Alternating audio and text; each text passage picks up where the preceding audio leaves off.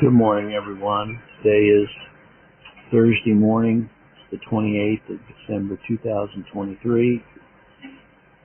And in my devotional this morning, I was reading from the Poems Gratification. If you want a copy of that poem book, you can go to LarryWPhillips.com and request a copy, and I'll send you a PDF copy free of charge, or you can get a paperback from Walmart.com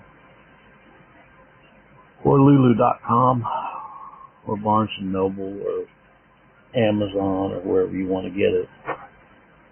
Mark's ready to read pages 17 and 19 from The Manner of the Kingdom this morning, a book written by an old school Baptist by the name of Cleve Brantley.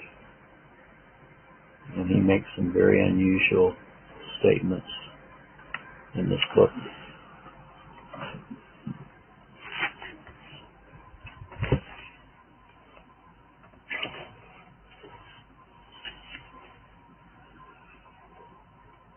The Manner of the Kingdom, page 17 through 19. By swearing and lying and killing and committing adultery, they break out, and blood toucheth blood. Therefore shall the land mourn, every one that dwelleth therein shall languish, because thou hast rejected knowledge. And I'll also reject thee, that thou shalt be no priest to me, seeing thou hast forgotten the law of thy God. I will also forget thy children. Isaiah 4, 2, 3, and 6. Politics as a religion is a religion of materialism. Politics is a total religion. Those who embrace politics as a religion can, the necessity of the case, have no other religion, regardless of what they profess. No politician or political people actually believe in anything but materialism. Being the religion of materialism, politics is a belief that salvation lies in material things. The basic tenet of the supreme aim of politics is acquiring of what men call wealth and the control of material resources. This cannot be done without controlling the individual. Therefore, the individual must be enslaved. Who then cannot see that politics is a system of salvation by the works of men, not by God's grace? Who cannot see that the philosophy of salvation by works is what first gave birth to politics?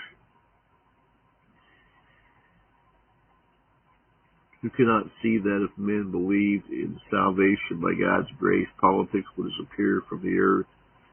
Who cannot see that if there were no politics, there would be no war and crime? Who cannot see that politics is responsible for all our misery and woe?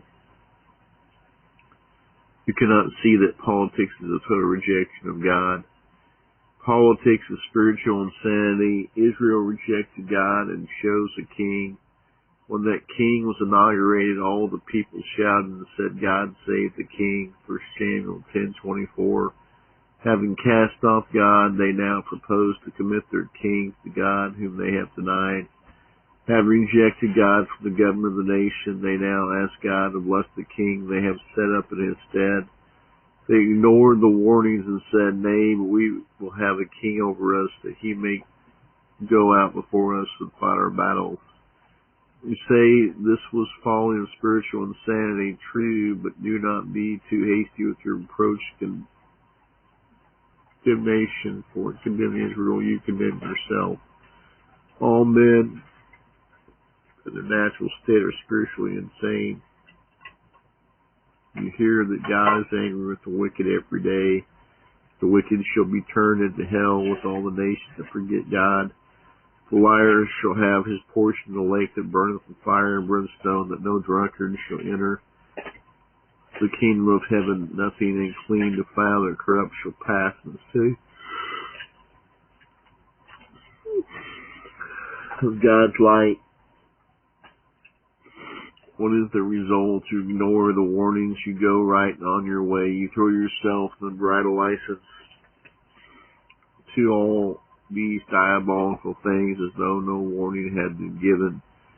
Why, you're spiritually insane. Yea, also the heart of the sons of men is full of evil, and madness is in their heart. While they live, and after that they go to the dead. Ecclesiastes 9:3. Observe that God sometimes lets man have his own way. Observe also that man's way is also recompensed upon his own head. Observe further that when God lets man have his way and leaves him to his own choice,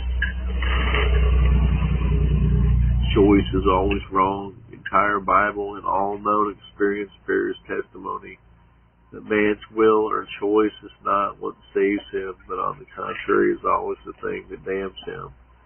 The worst possible thing that can happen to any man is for God to leave him to his own choice and let him have his own way.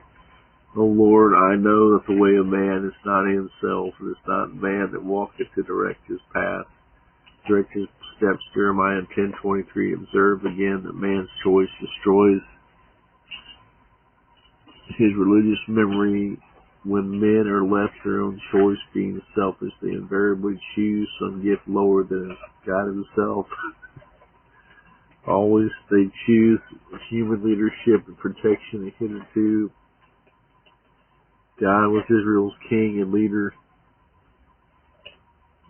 He it was who went out before them and fought their battles.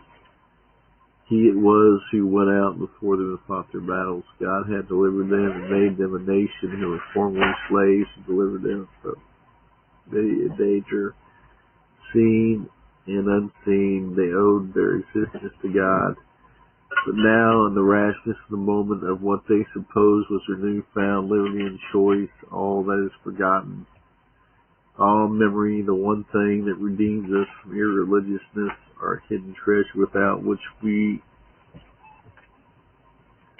are poor indeed, the religious memory being stifled, they now call upon God to bless their sinful and wicked way. Had they been honest, they would have shouted, "The King save God." See the worthlessness of any supposed success which is founded upon man's choice. Israel got a king, but Israel had first rejected God. What an infinite price to pay for having their own way. This is always the price of man's choice. God lets you have your own way, and what happens? You build a stately and ornate mansion of life, only to find that you shall have built your house upon the sinking sand. The rains of trouble descend, the floods of sorrow come, the winds of adversity blow. They beat upon your house of life. It falls, and great as that falls, it falls, rise no more. Matthew 7:26 and 27.